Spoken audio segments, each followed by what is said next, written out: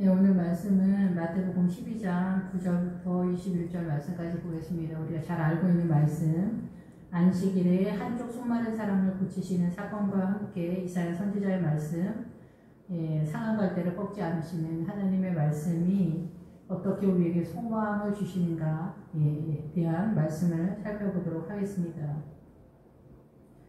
주님께서 거기를 떠나 그들의 회당에 들어가시니 안식일에 이제 회당에 들어가게 되시는데, 이 회당은 오늘날로 보자면 이제 대한민국에서 흔히 말하는 교회다, 이렇게 여기 교회 있다 이렇게 말하는 그런 회당이다, 이렇게 교회다 이렇게 볼 수가 있습니다. 이 회당은 집회해 중 사람들을 불러 모아서 함께 데려오다 이런 장소입니다.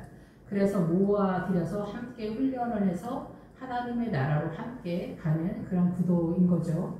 그래서 우리가 이제 보통은 이제 개인을 교회라고 하지만은 실상 이제 우리가 교회 공동체, 교회 건물에 대해서 말할 때 교회로 이제 많이 쓰게 되는데, 그걸 여기서 회당이다 이렇게 표현하는 것이 맞는 것 같아요. 그래서 한쪽 손 마른 사람이 있는지라, 내용은 다 알고 있기 때문에 바로 설명을 하도록 하겠습니다. 한쪽 손 마른 사람이 있는지라 사람들이 예수를 고발하려 하여 물어 이르되, 안식일에 병 고치는 것이 옳으니까? 예수께서 이르시되, 너희 중에 어떤 사람이 양 한 마리가 있는데 안식일에 구덩이에 빠졌으면 끌어내지 않겠느냐? 사람이 양보다 얼마나 더 귀하냐? 그러므로 안식일에 선을 행하는 것이 옳으니라. 안식일에 선을 행하는 것이 합법적이냐라고 물어볼 때, 선을 행하는 것이 합법적이다, 법적으로 합법적이다 이렇게 선언을 한 거죠. 그러시고 손을 내밀어라 그 사람에게 그렇게 말씀하시면서 다른 손과 같이 회복되어 성하더라, 이런 사건입니다. 오늘 사건이 하나님의 말씀은 이런 사건들이 이제 나타나게 되면은 이 사건을 통해서 하나님은 그 장애를 갖고 있는 청년을 고쳐준 어떤 사건이다, 이렇게 우리의 시각적인 사건에서는 볼 수가 있죠. 그래서 우리의 질병을 고치시는 주님이다 이렇게 생각할 수 있지만은, 소경을 고치거나 가부의 아들을 살리거나 아니면 손 마른 자를 고치거나 안진뱅이를 일으켜 세우거나 이런 것들은 가장 근본적인 것에서 우리의 영적인 상태의 문제점에 대한 주님의 그 십자가를 통해서 성령님의 해결 방안에 대한 선언이다 이렇게 보는 사건입니다. 그래서 오늘은 이 안식일에 손 마른 청년을 고쳐주시는데, 당연히 이제 이 청년을 고쳐주는 사건은 당연히 주님께서 이 장애를 갖고 있는 한쪽 손이 마른 상태에서 쓸 수 없는 그런 상태에, 다리도 이런 상태가 있고 많이 그렇죠. 가끔 보면은. 근데 한쪽 손이 마르고 한쪽은 그래도 건강한 상태다, 전체를 이제 건강하다 이렇게 볼 수 있지만, 사실 이 한쪽 손도 문제는 있습니다. 이 한쪽 손에 대한 설명을 하는데, 이 한쪽 손이 마른 상태 그리고 그슬린 그런 뜻을 가지고 있습니다. 그래서 한쪽 손 마른 사람이 있는데, 주님께서 이 한쪽 손 마른 사람한테 너희 중에 어떤 사람이 양 한 마리가 있는데, 이 양도 사실은 이 성도들을 상징하고 있죠. 근데 안식일에 구덩이에 빠졌으면 끌어내지 않겠느냐. 그래서 이 구덩이는 사실상 인간이 찾아낼 수 없는 하나님의 깊으신 뜻을, 아버지의 뜻을 찾아내지 못하는 상태다 이렇게 볼 수가 있어요. 구덩이가 실제적으로는 양이 구덩이에 빠진 상태지만은, 이것을 통해서 주님 말씀하시는 것은 우리의 눈이 어두워서 말씀을 깨닫지 못하는 그 상태다라는 거죠.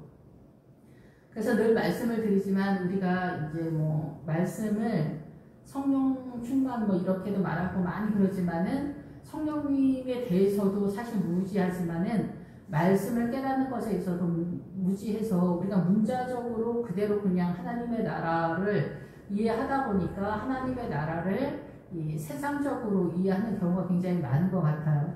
그래서 늘 말씀을 예로 들 때, 우리가 말씀을 잘 이해 못하는 것 중에 하나를 예로 들 때, 부자가 거지 나사로가 있으면은 그 부자는 돈 많은 부자가 아니고 말씀을 많이 가지고 있는 부자이기 때문에 목회자다라는 거죠. 그리고 그 거지는 제 문제, 종기를 가지고 왔기 때문에 제 문제를 해결해 달라고 목회자를 찾아왔는데, 그 부자 목사님이 이 세상의 본영에 대한 설교를 하고 이 제 문제를 건드려 주지 않았을 때 하나님의 나라적으로 문제가 발생한다라는 뜻입니다. 이 세상적으로 구제 사건을 똑바로 잘해라, 이 사건이 아니라는 거죠. 예, 그런데 우리가 인간적으로 본문을 문자적으로 보다 보면은 부자와 거지 나사로 이 구제 사건으로 그냥 빠져버리는 그런 사건으로 성경을 보는 경우가 굉장히 많은 것 같아요. 근데 여기서 이 구덩이에 빠졌다. 그래서 그런 상태인데 이 아버지의 뜻을 알지 못하는 상태다라는 거죠. 이 양을 통해서 설명하시는 것은 주님이. 근데 이제 주님은 꼭 안식일에 일을 벌린단 말이에요. 평일날 이렇게 손 마른 사람이나 안진병이나 아니면 아픈 그 혈루증 여자나 두루두루 다 이 평일날 고쳐주면 문제가 없는데 주님은 꼭 안식일에 이렇게 그 양 한 마리가 구덩이에 빠진 것 같은 사건을 보면서 주님이 이 안식일에 이 양 한 마리를 위해서 선을 행하는 것이 합법적이다라고 선언을 해버리는 사건으로서 주장을 하시는 그런 모양을 볼 수가 있는 거죠. 근데 바리새인들의 눈이 어두운 상태에서는 그자라도 예수님이 하시는 일이 마음에 자기네가 보기에 마땅치 않는데 예수님이 안식일마다 이 선을 이런 일들을 하는 것이 자기네가 이해하고 있는 율법적 사고에서는 맞지 않는다라고 생각을 했던 거예요. 그러니까 자기네가 생각하는 이 생명을 구하는 것과 이 안식일에 대한 이해가 없는 거죠. 바리새인들 아버지의 뜻 가운데로. 그러니까 안식일에는 숨도 쉬지 말고 조용히 가만히 있어 막 이런 상황이잖아요. 지금도 이스라엘에 가면은 이스라엘에 다녀오신 분들이 주일날 전기 스위치도 껐다 켰다를 하지 않는다라는 거예요. 이게 일의 개념이기 때문에.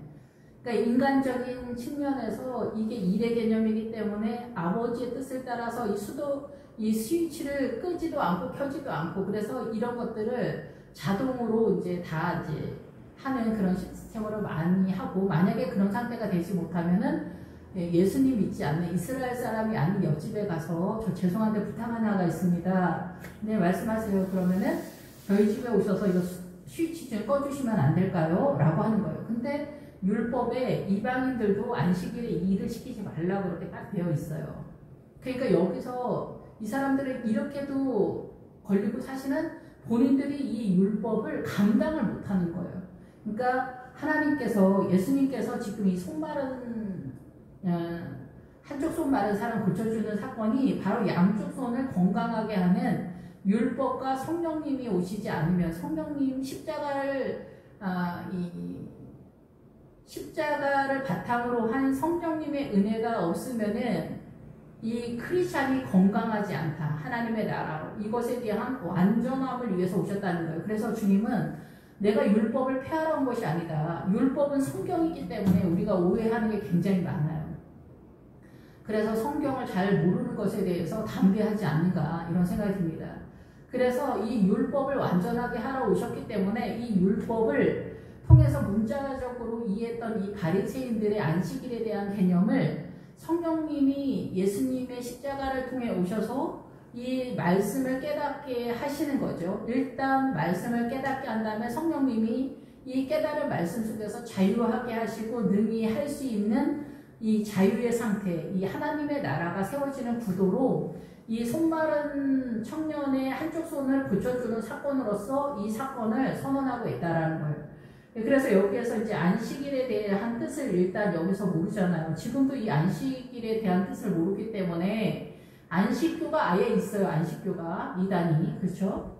예, 안식일을 딱 하면은 우리가 안식일에 쉬어라 이런 메시지가 있잖아요. 그런데 안식년에 들어가고 희년에 들어가면 이 안식일이 무슨 뜻인지 너무나 분명하게 드러나는 거예요. 안식일에 쉬어라, 너희들이 쉬어라 이런데 그냥 쉬는 것뿐만이 아니라 안식일은 인자는 안식일의 주인이다 할 때 인자가 예수님을 대표하지만 대표하신 그 인자 되신 예수님이 사람을 위해서 오셨잖아요. 그러니까 거기서의 인자는 어떻게 보면은 사람은 안식일의 주인이다 이렇게도 볼 수가 있는 거예요. 왜냐하면은 이 안식일에 사람들을 주님께서 평안과 생명을 선포하려고 안식일을 만들어 놨는데 이 안식일이라고 하는 법이 사람을 올가맨다면은 이건 하나님의 법이 아니잖아요. 근데 어쨌든 이 안식일이 일단은 사람을 위해서 쉼을 선포해 주셨잖아요. 이날은 거룩하니 너희가 쉬라고 주님이 선포해 주셨잖아요. 아버지 하나님이. 그랬는데 안식년이 되면 어때요? 안식년이 되면은 이 안식일은 이 종잣돈처럼 시약과 같은 거예요. 그래서 안식년이 되면은 이 예레미야에 나오잖아요. 너희는 어떻게 같은 이스라엘 사람을 돈을 빌려줬다가 그가 못 갚는다고 해서 종으로 데리고 왔다가 걔를 풀어주지 않느냐. 안식년이 지났는데 이래요. 원래 우리가 알고 있기로는 희년이거든요. 그 메시지는. 근데 주님은 안식년에 풀어주면 안 되냐. 7년 안에 그거 풀어주면 안 되냐. 그 돈을 꼭 받아야 되겠냐. 그 억울함을 끝까지 계산을 해야 되겠냐. 그러니까 억울함도 풀어야 되고 우리가 억울한 거, 원통한 거, 뭐 화나는 거, 짜증나는 거 못 감당하잖아요. 그런데 이런 거를 주일날 일주일 안에 다 해결하라는 거죠. 그냥 우리가 이 사단의 문화권에서 실력이 안 되니까 주님은 안식년을 주신 거예요. 이 안식년 안에 너한테 잘못한 사람, 뭐 돈 빌려간 사람, 뭐 땅을 빌려서 어떻게 어쩌고저쩌고 했는데 그 못한 사람, 이런 사람들 좀 7년 안에 다 해결 좀 해주면 안 돼? 풀어주면 안 돼? 용서해주면 안 돼? 부탁을 한 거예요. 그래서 예레미야는 왜 너희들 안식년에 그렇게 못해주니? 그러는 거예요. 근데 주님은 그러면 마지막 기회를 한 번 더 줄게. 희년이 50년. 7년이 7번 지나서 77이 49년. 49년도 이제 안식년이고 그 다음에 50년이 희년이잖아요. 희년은 이유 불문하고 무조건 다 자유가 선포되는 해잖아요. 그래서 희년의 메시지가 이 안식년에 있는 거예요. 안식일은 희약과 같은 거예요. 그래서 희년을 통해서 우리가 알고 있는 건 뭐냐면은 자유의 날인 거예요. 생명의 날인 거예요. 근데 이 바리새인들이 그거가 눈이 어두워서 보이지 않은 거예요. 그래서 이 희년을 내내 이스라엘 사람들이 해내지를 못하는 거예요. 아까웠고 원통해서 우리도 그러잖아요 지금. 그래서 주님은 이 안식일에 빠져있다. 복음을 알지 못해서 사단의 문화권 사고 이 정신 상태에 빠져있는 그 영혼을 빼내는 것이 당연하지 않냐? 양 한 마리라 할지라도. 근데 이 양보다 더 중요하고 귀한 존재인 이 생명, 사람을 하나님의 나라로 복음으로 이끌어내는 거, 복음을 전해주는 거, 이끌어내는 거, 이게 더 당연하지 않냐? 그러니까 이것은 옳은 거 아니냐? 이게 합법적이지 않냐? 어떻게 너희들 이거를 못 알아들을 수가 있어? 이야기를 하는 거다라는 거죠. 그런데 이제 여기서 한쪽 손 마른 게 이제 문제인데, 한쪽 손 마른 사람은 뭐냐면은 한쪽 손을 일단 건재하다라고 전제할 때 이 한쪽 손은 뭐냐면 율법. 이스라엘 사람들은 율법을 갖고 있잖아요.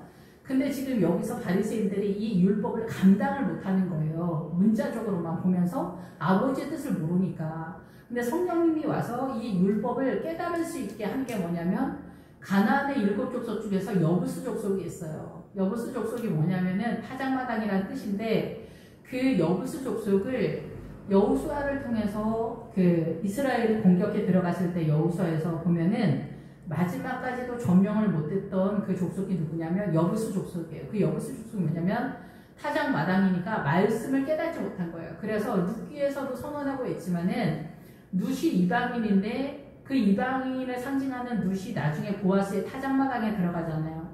그래서 이스라엘 사람들은 율법을 갖고 있었지만 지금 이방인들도 예수님 십자가 때문에 성경을 갖고 있잖아요.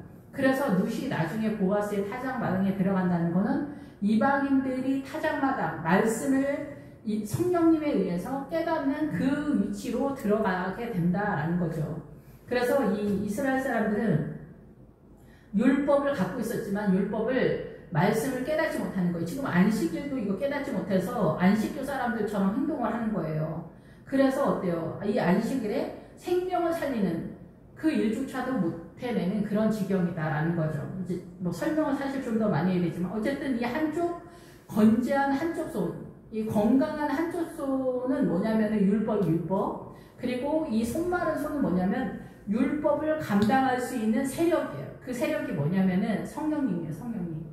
그래서 예수님의 십자가가 왔을 때에야 비로소 이 성령님이 움직일 수 있어요. 그래서 그 영을 성경에 보라 내가 택한 종 18절에 내 마음에 기뻐하는 바 내가 사랑하는 자로다. 내가 내 영을 그에게 줄 터이니 그가 이방의 심판을 알게 하리라. 그래서 내 영을 그에게 준다 할 때 아버지께서 예수님 아들에게 영을 준다. 그래서 성령님은 아버지 하나님으로부터 오는 영이라고 이렇게 나오잖아요, 성경에. 그래서 이 한쪽 손 건강한 것 같은 이 손은 건강하지도 못하지만은 일단 그래도 율법을 갖고 있는 이스라엘은 그 건재하다, 이 한쪽 손은. 근데 이 율법을 감당을 못하는 거예요. 한쪽 손만으로. 양쪽 손이 건강해야 성도가 되고 하나님의 백성이 되는데 한쪽 손이 멀쩡하다고 쳐도 이 한쪽 손이 없을 때는 문제가 발생하잖아요. 그런 것처럼 율법을 감당을 못해서 아버지의 뜻을 모르는 거예요. 지금도 마찬가지로 부자와 거지 나사로를 구제로 빠지면은 이 지경이라는 거예요. 제 문제를 다스리지 않고 구제로 빠지면은 바리새인과 같은 눈이 어두운 상태로 이 세상적인 마인드에서 신앙생활을 한다라는 거죠. 예, 구제는 중요하지만 그렇게 중요한 건 아니에요. 예, 근데 어쨌든 사이드의 문제다라는 거죠. 이 구제가. 근데 이 사이드에는 구제도 너희가 감당을 못한다면 더 안에 들어있는 생명을 어떻게 감당하겠느냐. 눈에 보이지도 않는데 이런 구도다라는 거죠. 그래서 이 한쪽 손마른 건 뭐냐면 예수님의 십자가를 바탕으로 예수님의 십자가를 동원한 예수님의 십자가로 인한 이 성령님의 세력이 왔을 때야 비로소 이 성경을 안식일을 이해할 수 있는 눈이 열려요. 그래서 이 안식일에 선을 행하는 것이 옳으냐 그르냐 이런 거 따지지 않게 되는 거예요. 왜냐하면 이게 생명이고 합법적인 것을 깨달았으니까. 근데 지금 바리새인들은 이 율법을 갖고 있는데 문자적으로만 알고 성령님이 여기 깨닫게 하지 못해서 여부수족 속을 공격해 들어가지 못했고 우리식으로 신약식으로 보자면 말씀을 깨닫는 은혜, 말씀의 은사가 없다. 어떻게 보면 그럴 수 있죠. 그런 상태에서 눈이 어둡다는 거죠. 눈이 온전하면 온몸이 온전하다 그러잖아요. 밝을 거다 그러는데 눈이 어두운 거. 그 눈이 뭐냐면 성경을 보는 말씀을 깨닫는 눈을 말하는 거거든요. 그래서 이 성령님께서 이 율법을 아버지의 뜻대로 볼 수 있게 하신다라는 거죠. 그래서 말씀에 자유로 하면은 어때요? 깨닫게 되면은 이 사단의 문화권이 어떻게 우리를 미혹하는지 깨닫게 되는 거예요. 그래서 이렇게 딴소리를 하지 않게 되는 거예요. 그래서 예수님이 앞에 오면은 못 알아보고 못 박아버렸잖아요. 십자가에 못 박아버리는 이 한쪽 손으로 이 바리새인들이 그런 일들을 했는데 우리도 그럴 수 있다는 거예요. 지금도 복음의 사람들을 우리가 눈이 어두워서 저 권사님 이상해 이렇게 눈물로 기도하는데 밤마다 귀신 나오게 왜 울어 진짜 교회 나오면 울면서 기도해서 듣기 싫어 죽겠어 뭐 이렇게 말씀하시는 분들이 있거든요. 근데 눈물로 애통하면서 하나님의 나라를 위해서 기도하는 분이 유다예요. 이 교회 공동체 센터를 담당하는 유다거든요. 근데 이런 기본적인 것도 이해를 못하면서 울면서 기도하는 권사님, 정말 귀신 나와 진짜 왜 그래 진짜 저 권사님 진짜 저한테 안 나왔으면 좋겠어 막 이렇게 하시는 분들이 많단 말이에요. 그러면 이제 목사님들은 또 성도님들이 일반적으로 반 이상은 거의 다 세상적이기 때문에 목사님들이 밀리는 거예요. 마음에서 이제 본인 의사는 또 뭐 차치더라도 그러면 이제 권사님 울면서 기도하지 마세요. 방언 기도하지 마세요. 큰 소리로 기도하지 마세요. 그러니까 하나님의 나라를 죽이는 그런 목회의 통치가 나타나게 되는 거죠. 그럼 하나님의 나라가 일어나지 못하는 거예요. 그러니까 그 소리를 내서 기도하는 것과 속으로 기도하는 것과 이 기도의 세력은 엄청난 차이가 있습니다. 예, 그래서 주님께서 이제 이 이사야 선지자를 통해서 이미 그 영을 보낸다. 그래서 주님이 이 한쪽 손마른 사람을 고쳐주신 이 사건은 뭐냐면은 이제 성령님이 와서 너희들이 한쪽 손으로 해내지 못했던 거, 겸손하고 싶어도 사랑하려고 해도 용서하려고 해도 아무것도 해내지 못했던 그 상태를 내가 이제 하게 할 거야. 그러니까 영의 사람이 제일 중요한 거예요. 성령님의 움직임 속에서 그 성령님께서 우리를 이끄시는 게 제일 중요한 거예요. 그래서 성령님이 뭐냐면은 예수 그리스도의 통치권에 대한 얘기를 하는 거예요. 우리가 성령님에 대해서 민감하지 않아도 괜찮지 않아? 이렇게 생각하는 분들이 굉장히 많을 거예요. 그런데 그게 아니에요. 현숙한 여자, 그런 게 아니에요. 누가 하나님의 나라에서 그 잠언 31장에 현숙한 여자, 그 뜻은 원래 강한 여자라는 뜻이에요. 우리나라 정서의 남자분들이 생각하기에 너무 불편한 단어죠. 강한 여자. 암탉 울면은 집안이 망한다. 사단의 문화권에서 이런 말들이 진리 같은 사회에서는 강한 여자 불편하죠. 근데 그 강한 여자라는 뜻이 원래 이게 하나님의 나라에서 강해서 생명을 끌어오는 여자다라는 거예요. 근데 현숙한 여자라고 이렇게 번역을 그렇게 딱 해놨으니까 우리 모두 다 편안한 거예요. 다 이해가 되잖아. 어떻게 처신을 해야 되는지. 남편 말 잘 듣고 아이들 교육 잘하고 누가 봐도 이게 아름다운 나라 같잖아요. 근데 이게 하나님의 나라가 아니라는 거예요. 지금 뭐 여기서 설명할 수는 없지만 어쨌든 일본 여자처럼 하면은 하나님의 나라가 아니냐. 나라가 아니냐. 우리나라 사람이 만약에 그렇게 한다면 그 사람이 최고의 사람이냐. 교회 다니는데? 그럼 뭐가 틀리지? 조금 이상한데 김 집사님은 좀 성격도 막 우락부락하고 거칠고 투박한데 이게 뭘까? 영의 문제, 영의 문제. 이방인의 뜻이 뭐냐면 바알에게 속하여서 바알이 남편이라는 뜻이거든요. 이 간습과 전통이 이방인은 크리스천과 틀리다라는 뜻이에요. 그래서 사실은 영의 문제예요. 성령님과 함께 동행하는 거. 근데 우리가 지금은 교단적으로도 목사님들이 수업 받을 때 성령님은 초대교회 때 사역이 끝나고 이제 성경을 다 이루어놨기 때문에 정경 작업이 끝났기 때문에 성령님은 지금 쉬신다는 거예요. 움직이지 않는다. 이렇게까지 우리가 교단적으로 할 정도로 이 복음에 대한 무지한 시대에 살고 있다는 거죠. 예수님이 이 땅에 오신 거는 십자가 사건을 통해서 성령님을 보내기 위해서예요. 그래서 성령님이 모든 성도들의 영적인 상태를 이 속마른 상태에 있는데 우리가 할 수 없는 것을 할 수 있도록 컨트롤해 주는 세력으로서 존재하는 거예요. 그러면 이 한쪽 손에 이 주님의 그 영이 아니면 나머지 이 세상 사람들은 누구의 영에 소속되어 있어요? 바알의 세력, 바알 사단의 세력에 소속되어 있다라는 거예요. 이들은 남편이 바알이다라는 거예요. 그러니까 우리가 단순히 구약 성경에 보면 바알을 섬겼다라면은 우상 숭배했다라는 얘기가 아니에요. 사단의 존재에 대한 선언을 바알로 주님이 말씀하는 거예요. 예, 그래서 이 바리새인들은 그러니까 어떻게 해요? 눈이 어두우니까 예수님을 이제 끝장을 내자, 죽여야겠다. 모의를 하는 거예요. 다 모여라. 예수를 죽이자. 이렇게 되는 거죠. 예, 지금도 이런 신앙관에 있어서 충돌이 생기는 거죠. 저희 부목사님들 옛날에 저 전도사 시절 때 교육 전도사 할 때 그 부목사님들 그 성령님 얘기하면은 경기한다니까요. 성령님 얘기하면은 이단인 것처럼 생각하신다니까. 그러니까 우리가 지금 예수님을 어떻게 믿는지 잘 모른다라는 거죠.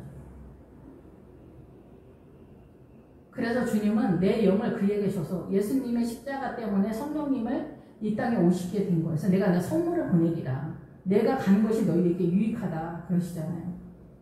성령님이 오셔서 우리를 주님의 나라로 이끌어내는 거예요. 이 복음의 비밀을 우리가 예수님을 믿으면서도 잘 모르는 것 같아요. 그가 심판을 이방에게 알게 하리라. 그래서 마지막에 너희의 삶이 끝나게 되면 누구나 다 심판을 받게 될 거야. 사단 소속인지 하나님의 소속인지 이방에게 예수 믿지 않는 이스라엘 밖에 있는 사람들에게도 이제 복음이 전해지는 그런 상황이 될 거야.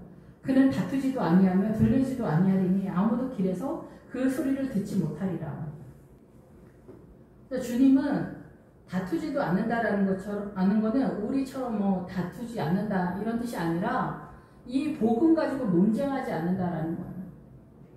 하나님의 나라는 복음이 명백하기 때문에 선언이 되면 끝이는 거예요. 성령님에 의해서. 그리고 들리지도 않는다. 예, 소리 지르거나 외치거나 뭐 그러지 않는다라는 거죠. 큰 소리로 말할 필요가 없다. 생명의 진리이기 때문에. 그래서 길에서 그 소리를 듣지 못하리라. 이 길에서 너희가 소리를 듣지 못하는 것은 뭐냐면 우리가 길에서 복음 전하고 다 하잖아요. 싸우기도 하고 무리식으로 예수쟁이들 이거 꼴보기 싫어. 난 예수쟁이들 너무 싫어. 막 복음 전하다 보면 그러시는 분들 막 얘기하면서 지나가시거든요. 주님의 소리를 이 다투지도 아니하며 들리지도 않는 큰 소리로 들리지 않는다. 요지는 어디가 길에서 그 소리를 듣지 못해. 이 길은 뭐냐면 넓은 길을 말해요. 넓은 길. 그래서 예수님을 위해서는 이 사단의 문화권의 모든 그 문화 전통 속에서 이 예수님의 생명의 길은 이해가 안 되는 거예요. 그래서 무슬림이나 뭐 공산당이나 뭐 힌두교뿐만이 아니라 우리나라 옛날 조선시대에도 복음이 들어올 때 이방 귀신이다, 서양 귀신이다 이렇게 해서 대원군이 복음 들고 오는 분들을 다 죽였잖아요. 이럴 정도로 이 복음은 예수 믿지 않는 사람들에게 원수인 거예요. 증오의 대상인 거예요. 지금도 뭐 하면은 예수쟁이들 때문에 어쩌고저쩌고 하잖아요. 그렇기 때문에 이 길은 뭐냐면 넓은 길을 말해요. 그러니까 세상 사람들, 세상을 꿈꾸는 생명을 사랑하지 않는 이 좁은 길을 가기를 원하지 않는 사람들은 어때요? 예수님의 소리가 들리지 않는다는 거예요. 생명의 소리가 들리지 않는다. 교회에 나와도 아버지 하나님의 말씀에 나를 맞추는 작업을 해내가는 그 영혼이 아니라면 이 생명의 이 소리가 이 생명이 보이지 않는 거예요. 내가 순종한 만큼 보이는 거예요. 그 앞에까지 보이는 거예요. 내가 주일 성수를 했으면은 수요 예배가 괜히 걸리기 시작하는 거예요. 수요 예배까지 나왔으면 금요 초리아 예배에도 나가볼까가 계속 마음에 걸리는 거예요. 이런 식인 거죠.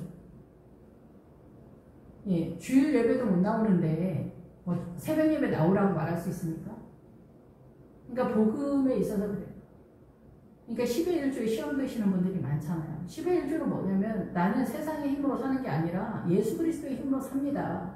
라는 것에 대한 신앙 고백이에요. 기본적인 건데 이게 사실 하나님의 나라 쪽에서는 그런데 주님을 신뢰하는 기본기가 11조거든요. 그런데 이 믿음이 11조를 내지 못하는 상황이면은 저쪽 입장에서 이게 상당히 어려운 상태가 되는 거예요. 제가 이제 그 10의 2조를 이제 오랫동안 했었는데 10의 2조를 하면은 그 11조 할 때는 제가 이게 어렵다라고 생각한 적이 없어요. 저는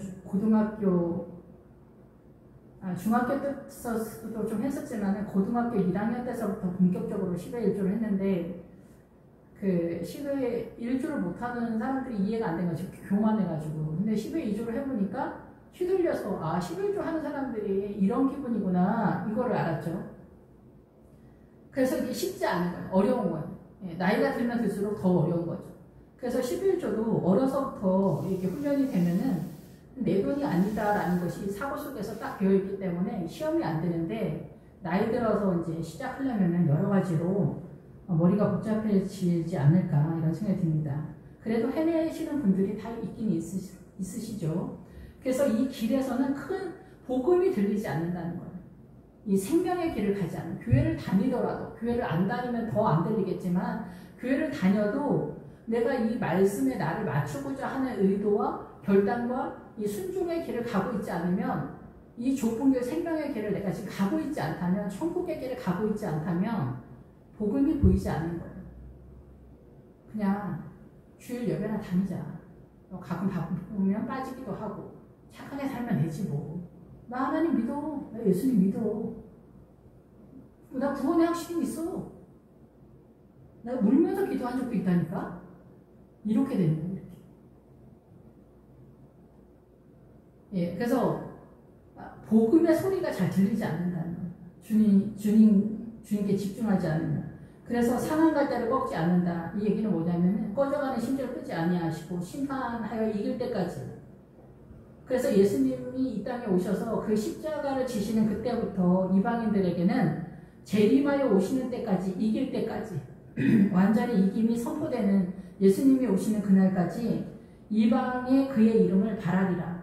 그래서 예수 믿는 사람들이 예수 그리스도의 이름을 소망하는 거예요. 간절히 바라는 거예요.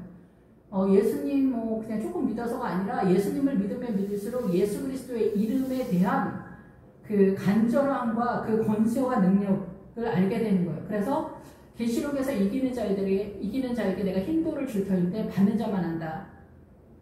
그 이름 예수인 거예요. 그 흰돌에 써주는 이름이 무슨 이름이냐면 그 이름 예수. 그리고 다른 교회에서 또 이기는 자에게 예루살렘 성의 이름과 너에게 너의 이름을 써줄 거다. 이렇게 얘기해요. 너에게 이름을 써줄 거다. 예루살렘의 이름과 나의 이름을 너에게 써줄 거다. 예수 그리스도의 이름을, 새 예루살렘 성에 들어가는 믿음을 네가 이기는 자에게 내가 그 믿음을, 그 이름을 준다는 거예요. 예수의 이름으로. 예수의 이름으로 이기는 거예요. 이 한쪽 손말은, 이 한쪽 손 율법만 가지고 성경을 잘 알지도 못하지만 성경만 가지고 우리가 이기지 못한다는 거예요. 이 이기는 힘, 주님이 준다는 거예요. 성령님이 준다는 거예요. 우리 할머니들이 그러잖아요. 세상 살다 보면 큰 일만 내 맘대로 안 되는 게 아니야. 작은 일도 다 내 맘대로 안 돼. 후만의 자식이야. 막 이런 얘기 하잖아요. 뭐가 내 뜻대로 안 된다는 얘기잖아요.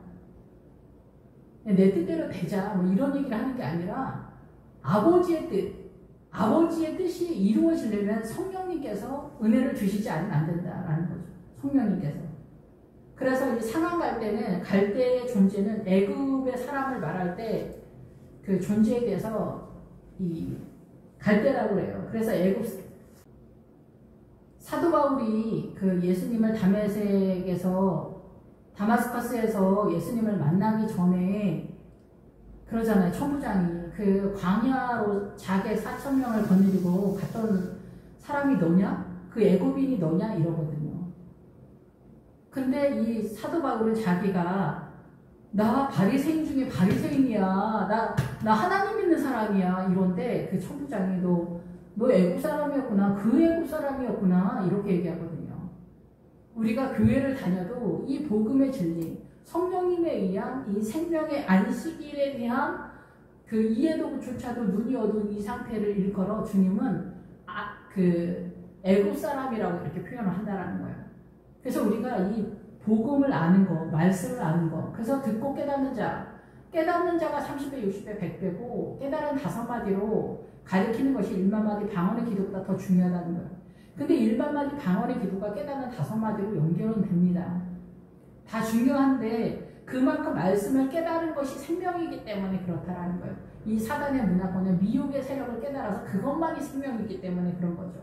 근데 그 생명을 깨달았어도 그 생명이 생명되게 하기 위해서는 성령님께서 함께 하시고 성령님께서 영은 영이고 육은 육이다. 섞어 쓰는 거 아니에요.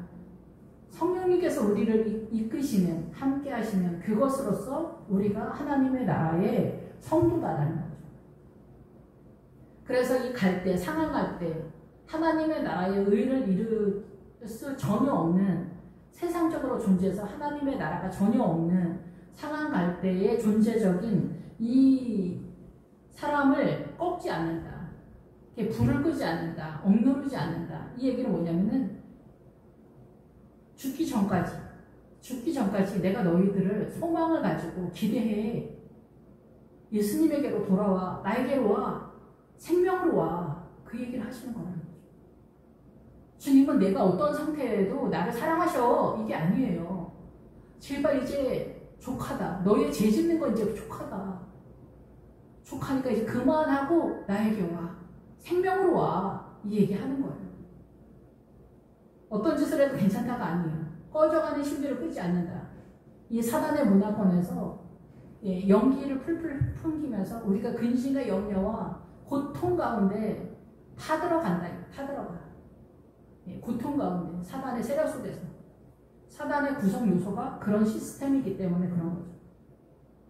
그래서 심판을 이길 때까지, 예수님 오실 때까지, 이길 때까지, 복음이 들어갈 때까지, 그 영혼 속에 이 복음이 얼마만큼 세력화로 들어가서 이길 때까지, 이기기 전에는 묶여 있잖아요. 죄의 종으로, 이 사고가. 이길 때까지는 언제? 예수 그리스도의 복음을 깨달아서, 안식일을 깨달아서, 이날이 생명의 날이구나, 자유의 날이구나. 내 마음대로 살아야지. 괜찮지. 뭐 등산 가도 괜찮지. 뭐 새벽 예배 드리고 어디 놀러 가도 되지. 뭐 장사해도 되지. 여러분 이렇게 사기치면 안 됩니다. 생명을 살리는 것으로서 자유가 선포되는 그 메시지를 알았다라는 거죠. 예, 그래서 지금은 이 안식일에 있어서 자유가 선포되었다. 생명을 살려라. 이거를 선언했더니 생명은 안 살리고 또 사망의 길로 가죠. 새벽 예배 드리고 등산 가고 새벽 예배 드리고 장사하러 가고 식당 열고 뭐 이렇게 나가는 거예요. 놀러 가고 이렇게. 이러면은 주일 성수한 거 아닙니다. 그래서 이방들이 예수 그리스도의 나라의 문화와 전통 속에 있지 않고 습관과 간섭이 달랐던 이 바알에게 속했던 바알과 결혼해서 바알의 것이었던 사람들이 세상 열방의 사람들이 그 이름 예수의 이름을 소망하고 기대하고 사모하는 그런 때가 올 거고 왔고 또 이루어져 가고 있고 또 세워져 가는 그 시대에 지금 우리가 살고 있다. 그것을 이루려 합니다. 이 메시지가 바로 손마른 이 청년, 장애를 갖고 있는 청년의 사건에서 주님은 너희가 율법으로는 불가능하고 너희의 힘으로는 가능하지 않았던 것들 영으로서 성령님께서 도와줄 거야. 나를 불러 얘기하는 거야. 나와 함께해 얘기하는 거죠. 기도하겠습니다. 할렐루야. 주님 감사합니다. 늘 부족하고 연약합니다. 늘 저희 안에는 아우성인데 어떻게 주님과 동행하고 어떻게 주님께 우리의 모든 근심과 염려를 주님께 넘기고 아버지의 뜻을 따라 주님께서 우리의 삶을 주장하시는 주인으로 왕으로 남편으로 우리가 영접하고 그 믿음을 어린 양의 성전을 세워갈 수 있는지 인생 전체 속에서 오직 주님만을 사랑하는 오늘도 한 걸음 주님을 향해 나가는 그 한 걸음이 되도록 모든 성도님들께 축복하여 주시기 원합니다. 주님을 찬양합니다. 사랑합니다. 예수님의 이름으로 기도했습니다. 아멘.